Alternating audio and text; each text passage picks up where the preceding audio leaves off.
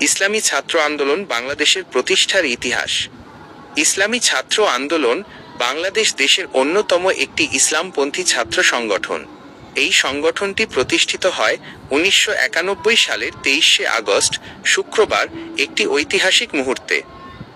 সেদিন বরিশাল জেলার চরমোনাই ময়দানে তৎকালীন চরমোনাই পীর এবং ইসলামী আন্দোলন বাংলাদেশের প্রতিষ্ঠাতা হযরত মাওলানা সৈয়দ ফজলুল করিম রহমতুল্লাহি আলাইহি ছাত্রদের জন্য একটি আলাদা সাংগঠনিক প্ল্যাটফর্মের প্রয়োজনীয়তা গভীরভাবে উপলব্ধি করেন। তার দূরদর্শী চিন্তা ও উদ্যোগে ইসলামী ছাত্র আন্দোলন বাংলাদেশ আনুষ্ঠানিকভাবে যাত্রা শুরু করে।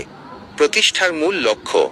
এই সংগঠনের প্রতিষ্ঠার পেছনে প্রধান কিছু লক্ষ্য কাজ করেছে। ইসলামী আদর্শ বিস্তার, ছাত্র সমাজের মাঝে ইসলামের শিক্ষা, সংস্কৃতি ও মূল্যবোধকে ছড়িয়ে দেওয়া।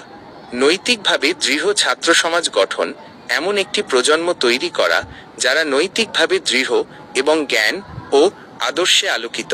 যোগ্য নেতৃত্ব তৈরি, দেশ ও জাতির সংকটকালে নেতৃত্ব দেওয়ার মতো যোগ্য ও দক্ষ ছাত্র প্রস্তুত করা।